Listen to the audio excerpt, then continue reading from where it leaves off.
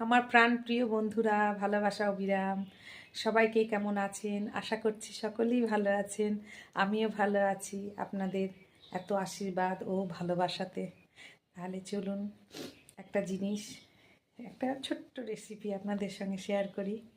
তাহলে দেখুন, এই যে এই যে দিদির বাড়ি গিয়েছিলাম, দিদির বাড়িতে প্রচুর হয়েছে, এগুলো নিয়ে এসেছি।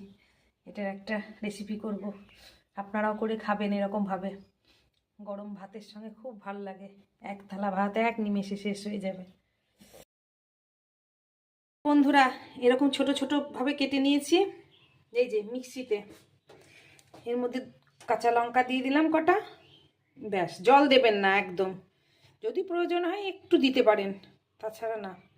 এবার পেস্ট করে নিই বন্ধুরা, একদম এরকম মিহি হয়ে যাবে। হ্যাঁ, আর ভালো জাতের কিন্তু মানকচু নিয়ে আসতে হবে, নাহলে বুঝতে পারছেন তো, যেরকম মেয়ে বংশ দেখে নিয়ে আসতে হয়, নাহলে সংসার নষ্ট হয়ে যায়। বংশ যদি খারাপ হয়, সেই বংশের ছেলে মেয়ে বিয়ে হলে সংসার নষ্ট হয়ে যায়, সেরকম এই মানকচু। তাই ভালো জাতের যদি ভালো না নিয়ে আসতে পারেন, একদম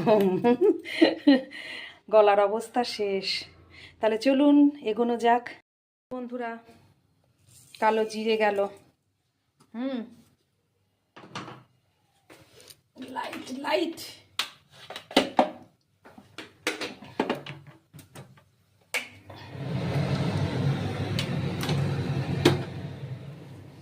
কালো জিরে গেল, রসুন, এই যে রসুন, এগুলো সব থেতো করে নিয়েছি একদম বাড়ি মেরে মেরে। এই এগুলো লাল লাল করে ভাজা হোক। এই যে রসুন লাল লাল ভাজা হয়ে গিয়েছে, এবার আস্তেই করে এটা দিয়ে দিতে হবে। তাহলে দিয়ে নিই, এই যে লবণ দিয়ে দিলাম, করে একটু নেড়ে নেবো। অনেকে পেঁয়াজ দেয়, আমি পেঁয়াজটা দিই না। যদি কাঁচা খেতে ইচ্ছে করে তাহলে নিয়ে নেবে।